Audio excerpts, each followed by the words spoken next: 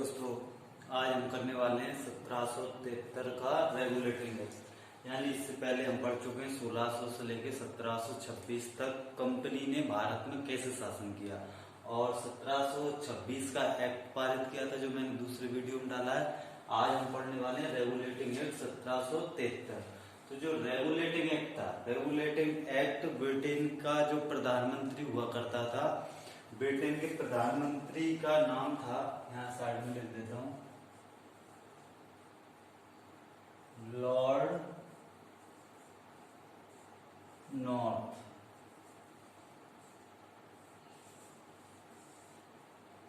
PM था Britain का। यानी कि जो 1773 का रेगुलेटिंग एक्ट पारित किया गया है ब्रिटेन के प्रधानमंत्री लॉर्ड नॉर्थ के प्रयासों से किया गया था। यानी लॉर्ड नॉर्थ ने एक सीक्रेट कमेटी बिठाई जिसके आधार पर रेगुलेटिंग एक्ट 1773 बना। और 1773 के रेगुलेटिंग एक्ट को बोला जाता है कि जो पहले जो 1726 का एक्ट आया और उससे पहले जो कंपनी बनाई गई, उसमें जो दोष थे, जो कमियां थी, उनको दूर करने के लिए ये एक्ट पारित किया गया था। तो इस एक्ट का, जैसे कि हम बोले हैं कि जो ईस्ट इंडिया कंपनी थी उसका पूरा प्रशासन संभालने का काम था। दो परिषदें करती थी, एक थी बोर्ड ऑफ डायरेक्टर और एक थी बोर्ड ऑफ कंट्रोलर। तो संपूर्ण प्रशासन, संपूर्ण प्रशासन कंपनी का जो संपूर्ण प्रशासन था, दो सदस्यीय मतलब दो कमेटी हुआ करती थी, बोल सकते हैं। एक थी बोर्ड ऑफ डायरेक्टर, दूसरी थी बोर्ड ऑफ कंट्रोलर। इसको बोर्ड ऑफ प्रोप्राइटर भी बोलते हैं, वैसे बोर्ड ऑफ कंट्रोलर भी बोल सकते हैं। ये जो कंपनी, ये जो परिषदें थी, जो बोर्ड ऑफ कंट्रोलर का काम हुआ करता था कि जो बोर्ड ऑफ डायरेक्टर में जो सदस्य होते थे, 14 सदस्यीय जो परिषद थी, इसके सदस्यों का चुनाव किया जाता था, बोर्ड ऑफ कंट्रोलर ही किया करती थी। यानी बोर्ड ऑफ कंट्रोलर का काम था चुनाव करवाना।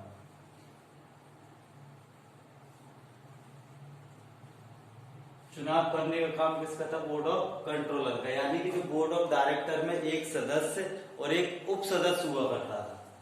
एक होता था सदस्य और एक उप सदस्य। यानी बोर्ड ऑफ डायरेक्टर में एक सदस्य और एक उप सदस्य जो हुआ करता था, उसका चुनाव करवाने का काम किसका था? बोर्ड ऑफ कंट्रोलर का। पहले क्या होता था कि जो बोर्ड ऑफ डायरेक्टर है, बोर्ड ऑफ डायरेक्टर का कार्यकाल होता था 1 साल का। और इस जो रेगुलेटिंग एक्ट आया 1773 के रेगुलेटिंग एक्ट द्वारा बोर्ड ऑफ डायरेक्टर का कार्यकाल 1 साल से बढ़ा के 4 साल कर दिया था। यानी कार्यकाल बढ़ा के 1 साल से 4 साल कर दिया। यानी जो बोर्ड ऑफ डायरेक्टर के सदस्यों का कार्यकाल होता था 1 साल का, उसका कार्यकाल बढ़ा के 1 साल कर दिया गया था। 1 मिनट।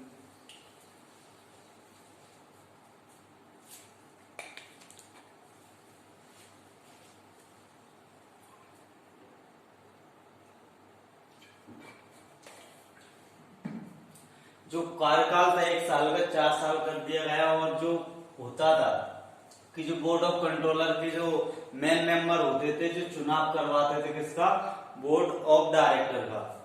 अब जो चुनाव की कंडीशन थी पहले, यानी रेगुलेटिंग एक्ट 1773 के आने के पहले, कि अगर इस चुनाव प्रक्रिया में भाग लेना है तो जो ईस्ट इंडिया कंपनी थी उसके जो सदस्य थे वही लोग भाग लेते थे। तो पहले कंडीशन थी, जिस सदस्य का कंपनी में भागीदारी 500 पाउंड है, यानी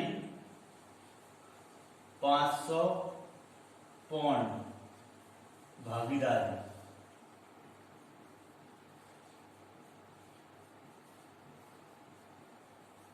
पहले क्या था, 1773 से पहले 500 रुपए अगर किसी की भागीदारी है ईस्ट इंडिया कंपनी में, वो चुनाव में भाग लेता था। लेकिन 1773 के एक्ट के बाद में एक बढ़ाकर कर दिया गया 1000 पौंड,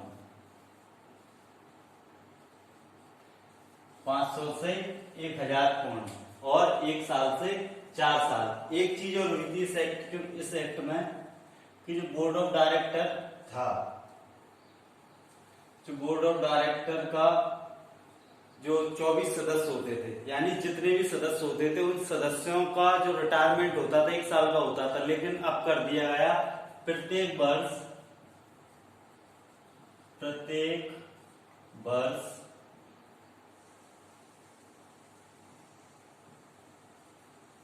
1/4 सदस्य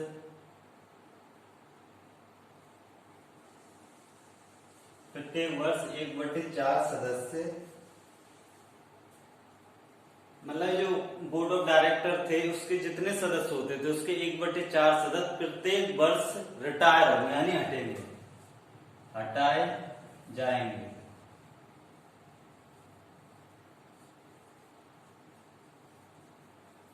इस तरीके से बोला जा सकता है कि संपूर्ण प्रशासन बोर्ड ऑफ डायरेक्टर और बोर्ड ऑफ कंट्रोलर संभालती थी, और बोर्ड ऑफ डायरेक्टर का जो चुनाव होता था किससे, बोर्ड ऑफ कंट्रोलर द्वारा किया जाता था। जो सदस्य बनते थे, सदस्य उप सदस्य का चुनाव किया जाता था।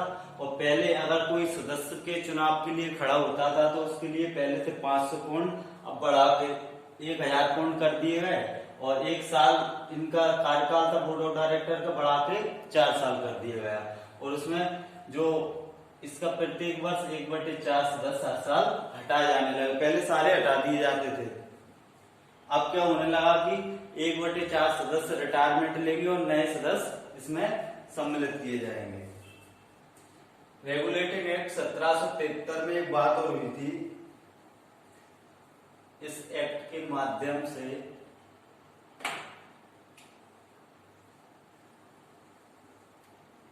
कि जो बंगाल में गवर्नर का पद हुआ करता था, वैसे बंगाल, मद्रास और मुंबई तीनों जगह गवर्नर हुआ करते थे, लेकिन बंगाल के गवर्नर का पद समाप्त करके गवर्नर जनरल का पद लाया गया था।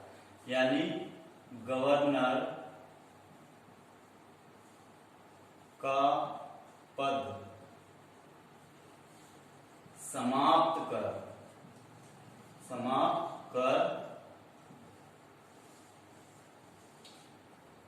क्या कर दिया गया था, नया पद बनाया गया था गवर्नर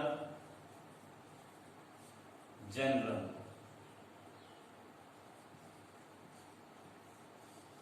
यानी कि जो पहले बंगाल में गवर्नर हुआ करता था उसका पद समाप्त करके गवर्नर जनरल का पद लाया गया। और पहले जो गवर्नर को अधिकार हुआ करते थे, अब पद की वृद्धि कर दी गई, तो पद बढ़ाएंगे तो उसके अधिकार भी बढ़ा दिए जाएंगे। तो जो गवर्नर जनरल को अधिकार दिए गए, अधिकार, यानी कि पहले क्या था कि 3 प्रेसिडेंसी थी, तीनों में कानून बनाने का अधिकार तीनों गवर्नरों को था। लेकिन इस एक्ट के माध्यम से बंगाल के गवर्नर को अधिकार दे दिया गया कि तीनों प्रेसिडेंसियों में कानून कौन, गवर्नर जनरल बनाएगा। पूरा जितना भी कानून बनाने का अधिकार था गवर्नर जनरल के पास पहुंच गया, और गवर्नर जनरल के पास इतना काम पहुंचेगा तो उसके लिए मतलब एक कमेटी भी होनी चाहिए साथ देने के लिए, क्योंकि एक इंसान तो इतना कर नहीं सकता। तो उसके लिए 4 सदस्यीय परिषद बनाई गई थी। यानी इसके लिए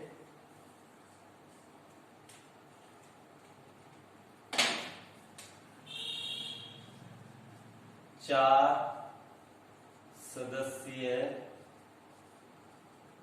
परिषद, यानी गवर्नर जनरल की सहायता के लिए 4 सदस्यीय परिषद बनाई गई। और उस 4 सदस्यीय परिषद का जो काम था, उसका काम था कि सारा जो कंपनी में काम किया जाएगा, जो देख रेख की जाएगी, पूरा गवर्नर की देख रेख में की जाएगी। यानी गवर्नर के लिए हेल्पफुल रहेगी कौन, ये चारों मिलकर हेल्प करते थे किसकी, गवर्नर की। लेकिन जो 4 सदस्यीय परिषद थी वो उत्तरदायी होती थी बोर्ड ऑफ डायरेक्टर की प्रति। यानी जो परिषद हुआ करती थी उत्तरदायी होती थी किसके? उत्तरदायी वो होती थी बोर्ड ऑफ डायरेक्टर के प्रति, यानी कि काम इसके साथ करती थी गवर्नर जनरल की, लेकिन जो पूरा काम होता था उसका जो रिजल्ट आता था वो बताने का काम किसके लिए था? बोर्ड ऑफ डायरेक्टर, यानी उसके प्रति उत्तरदायी थी, यानी इसके अंडर एक काम करते थे और इसकी हेल्प करते थे। और जो 4 सदस्यीय परिषद थी इसमें 4 सदस्य थे। पहला था फिलिप फ्रांसिस, दूसरा था बार्नेल, तीसरा था क्लेवरिंग, चौथा था मानसन। यानी 4 सदस्य मिलके गवर्नर जनरल की हेल्प किया करते थे।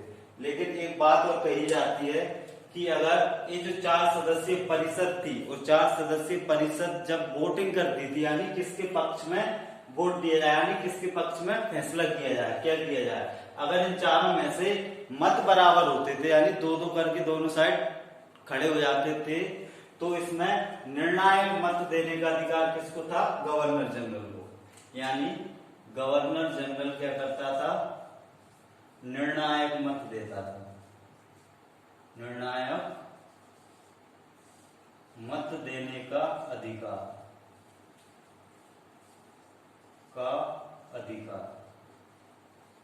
यानी निर्णायक मत कौन देता था? Governor general. जैसे अभी बोल सकते हैं हम कि अगर 2 पार्टियों में चुनाव होता है, बीजेपी कांग्रेस मान लें, और दोनों बराबर वोटिंग पे जाती हैं, तो राष्ट्रपति को अधिकार है कि किसके पक्ष में वोट दिया जाए। उस तरीके से गवर्नर जनरल को अधिकार था।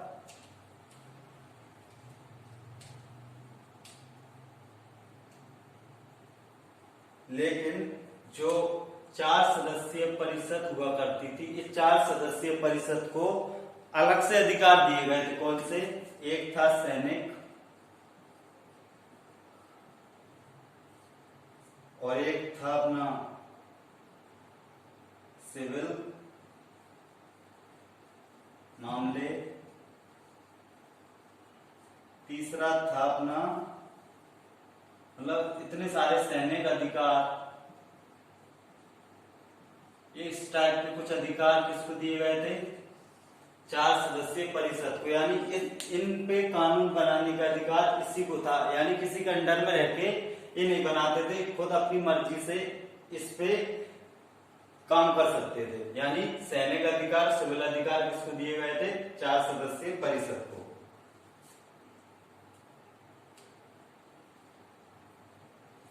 अब इस एक्ट के माध्यम से, यानी 1773 का जो रेगुलेटिंग एक्ट था, इसके माध्यम से एक चीज और हुई थी, यानी मैं बता देता हूं, एक चीज और हुई कि कलकत्ता में एक सुप्रीम कोर्ट की स्थापना की गई। यानी 1773 के रेगुलेटिंग एक्ट द्वारा एक सुप्रीम कोर्ट, यानी जो अभी कोर्ट होते हैं वैसा ही कोर्ट स्थापित किया गया। कहां पे? कलकत्ता में सुप्रीम कोर्ट। और इसको स्थापित किया गया था 1774 ईस्वी में। यानी जो सुप्रीम कोर्ट की स्थापना की गई वो 1774 में की गई थी। और जो कोर्ट था इसमें एक मुख्य न्यायाधीश होता था, मुख्य न्यायाधीश,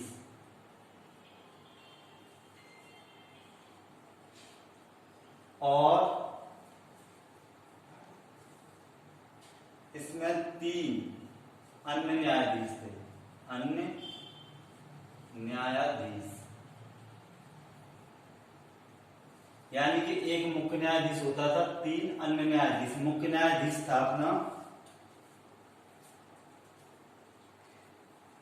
एलिजाह इम्फे यानी एलिजाह इम्फे के मुख्य न्यायाधीश थे। और 3 अन्य न्यायाधीश कौन कौन थे? एक था चैम्बर, एक था हाइड, एक था लेमेंस्टर। यानी कि बोल सकते हैं कि 1773 के रेगुलेटिंग एक्ट द्वारा कलकत्ता में एक सुप्रीम कोर्ट की स्थापना की गई 1774 में, जिसमें एक मुख्य न्यायाधीश और अन्य न्यायाधीश होते थे। मुख्य न्यायाधीश था एलिजाह इम्फे और अन्य न्यायाधीश थे चैम्बर, हाइड और लेमेंस्टर।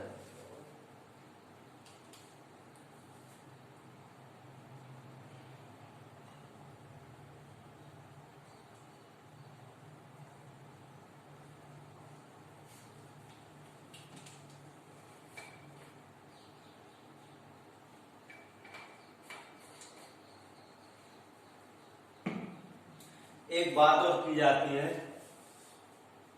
कि अगर 1773 में जो सुप्रीम कोर्ट की स्थापना की गई थी, उस आधार पे एक चीज बताई गई थी कि अगर सुप्रीम कोर्ट किसी के पक्ष में गलत निर्णय लेता है, किसी भारतीय या किसी अंग्रेज के प्रति, तो वह व्यक्ति ब्रिटेन की जो ब्रिटेन में एक प्रीवी काउंसिल हुआ करती थी, प्रीवी काउंसिल में जाके अपना पक्ष रख सकता है। तो उस टाइम पे आप सोच सकते हो कि आज ऐसी स्थिति है, तो आज से कितने साल पहले, 300-400 साल पहले भारत में लोगों की स्थिति कैसी होगी? एक तो ब्रिटेन जाने आने में दिक्कत, और एक तो अनपढ़ यानी पढ़े लिखे नहीं थे, नॉलेज नहीं था किसी चीज का, तो पहले नहीं जा पाते थे। यानी कि अगर उनसे बोला जाए कि आपको अगर इस कोर्ट में सही फैसला नहीं मिला तो आप ब्रिटेन जाके शिकायत कर सकते, कैसे जाएंगे? ये चाल थी किसकी? अंग्रेजों की। क्योंकि होता क्या था कि सुप्रीम कोर्ट की स्थापना की गई थी, उसमें सारे अंग्रेज थे, और अंग्रेज जब भी फैसला सुनाते थे तो अंग्रेजों के पक्ष में सुनाते थे और इंडियंस के पक्ष में लेते ही नहीं थे। तो एक प्रीवी काउंसिल होती थी, प्रीवी काउंसिल ब्रिटेन में, ब्रिटेन में प्रीवी काउंसिल थी, उसमें जाके कोई भी व्यक्ति जाकर अपना पक्ष रख सकता है।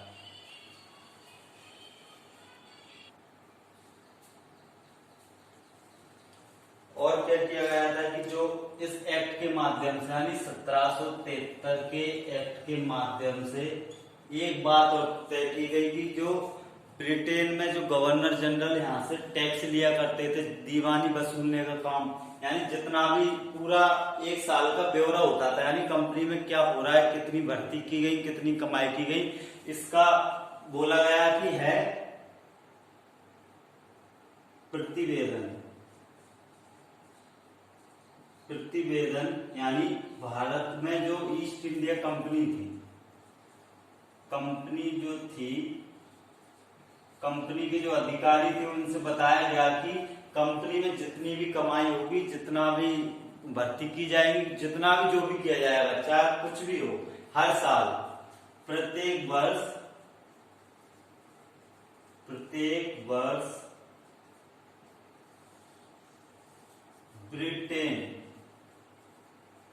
ब्रिटेन की संसद में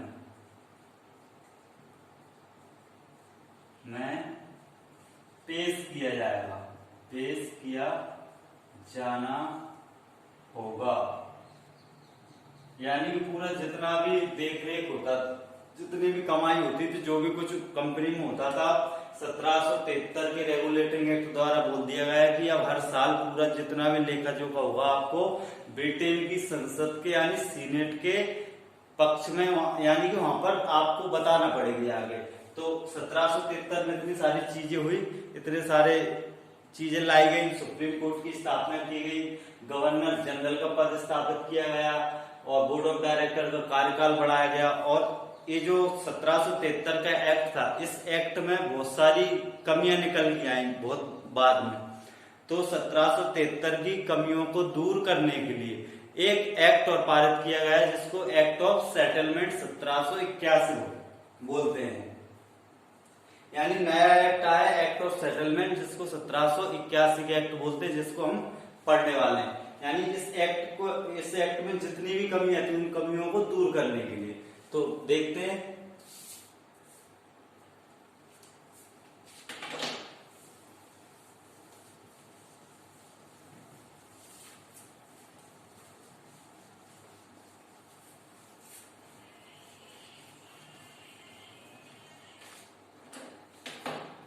यानी कि 1781 का एक्ट ऑफ सेटलमेंट,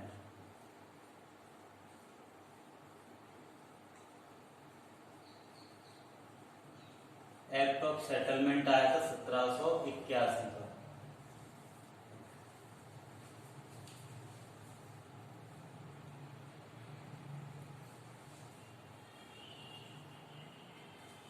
सत्रह सौ इक्यासी का जो एक्ट ऑफ सेटलमेंट आया था वो लाए गए थे। हुआ क्या था कि 1773 का जो रेगुलेटिंग एक्ट था उसकी सारी कमियां, जितनी भी कमियां थी उसको दूर करने के लिए है लाया गया। और इस एक्ट को लाने का श्रेय जाता है, यानी कि ये जो एक्ट आया हुआ था ब्रिटेन की संसद, ब्रिटेन की संसद में, यानी संसद जो हुआ करती थी उसमें एक समिति थी, प्रवर समिति। यानी ब्रिटेन की संसद में एक समिति हुआ करती थी, प्रवर समिति। तो प्रवर समिति के अध्यक्ष थे उस टाइम पे, यानी प्रवर समिति के अध्यक्ष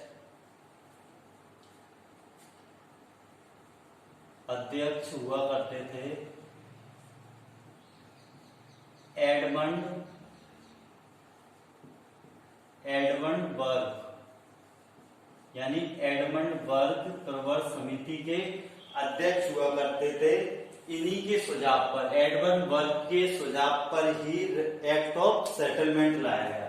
यानी जो एक्ट ऑफ सेटलमेंट लाया गया था किनके सुझाव पर?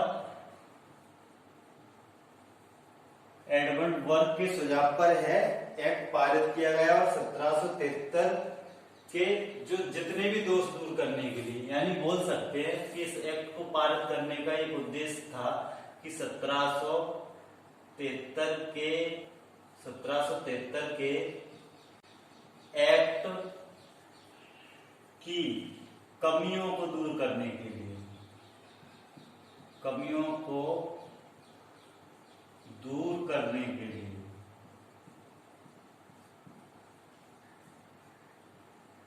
यानी एक्ट ऑफ सेटलमेंट ज्यादातर लाया गया था 1773 का जो एक्ट था उसकी कमियों को दूर करने के लिए।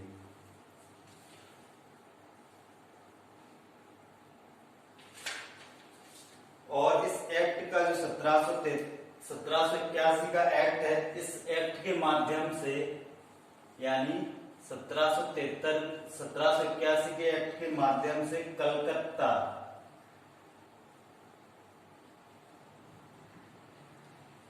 कलकत्ता को अधिकार दे दिया गया कि यह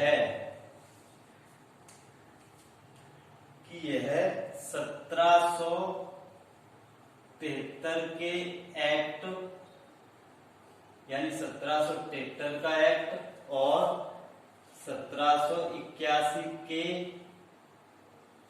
एक्ट, इन दोनों एक्ट के माध्यम से कानून बना सकता है। यानी कलकत्ता को पूरा अधिकार दे दिया गया कि दोनों एक्टों के माध्यम से कानून बना सकता है। और इस कलकत्ता में जो सुप्रीम कोर्ट था, इसी एक्ट के माध्यम से बोल सकते हैं कि एक्ट ऑफ सेटलमेंट के माध्यम से कलकत्ता के सुप्रीम कोर्ट से राजस्व का अधिकार छीन लिया गया था। यानी राजस्व का अधिकार छीन लिया गया। यानी कि मेन काम था 1781 एक्ट का कि 1773 रेगुलेटिंग एक्ट की कमियों को दूर करना। कमी क्या थी कि जो कलकत्ता में सुप्रीम कोर्ट था उसमें पहले क्या था कि जो यहाँ पर राजस्व वसूला जाता था कंपनी के जो अधिकारी होते थे दोगुना लगान लेके खुद ही रख लेते थे। इस कारण सुप्रीम कोर्ट की स्थापना की गई कि सुप्रीम कोर्ट में बताया गया कि ऐसा अगर कोई कर्मचारी देखे आपको टैक्स लेते तो इस सुप्रीम कोर्ट में उसके खिलाफ कार्रवाई की जाएगी।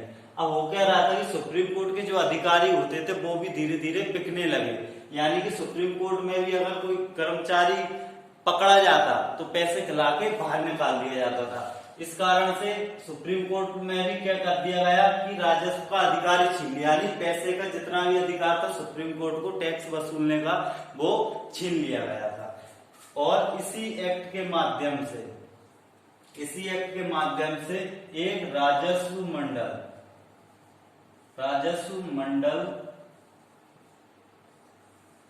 की स्थापना की गई। एक राजस्व मंडल की स्थापना यानी एक अलग ही विभाग बना दिया गया है कि सुप्रीम कोर्ट से छीनकर एक अलग ही विभाग के आप लोग इन प्रेसिडेंसियों में जितना भी टैक्स लिया जाता है आप लोग संभालोगे और ब्रिटेन में जाकर उसका पूरा प्रतिवेदन दोगे।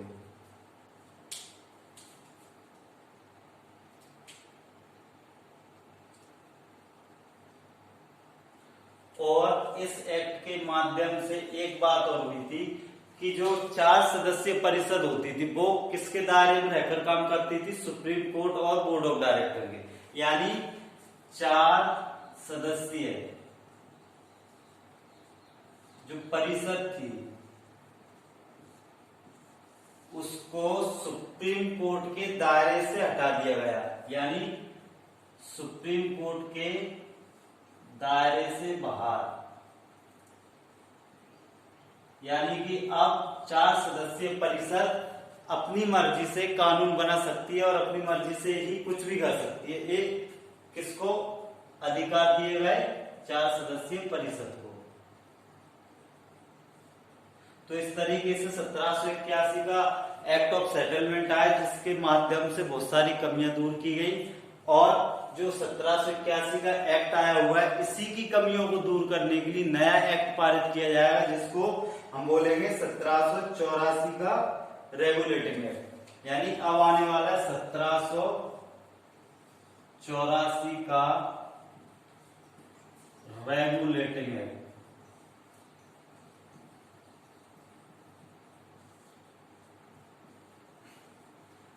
ये हम अगले वीडियो में पढ़ने वाले हैं। तो आप लोगों से कहना चाहूंगा कि अगर आपको संविधान सही से सीखना है तो आप पूरे वीडियो देखें। बीच में वीडियो देखोगे तो आपको समझने नहीं आने वाला, क्योंकि पूरा संविधान इतना टफ माना जाता है कि उसमें अनुच्छेद याद करना, बहुत सारी चीज, संख्या याद करना, डेट्स याद करना बहुत ही कठिन पड़ता है। तो मैं जो पढ़ा रहा हूँ उसको एक कहानी के तौर पे आपको पढ़ाऊंगा, तो पूरा जैसे कहानी याद हो जाती है वैसे आपका संविधान भी याद हो जाएगा। तो आज के लिए बस इतना ही। थैंक यू, धन्यवाद। अच्छा लगे वीडियो तो सब्सक्राइब कर दें, लाइक कर दें, शेयर कर दें, जिससे कि आपके और भी दोस्त और भी अलग अलग जो बच्चे पढ़ रहे हैं सब लोगों के पास पहुंच जाए, जिससे कि सब लोग संविधान पढ़ सके। Thank you.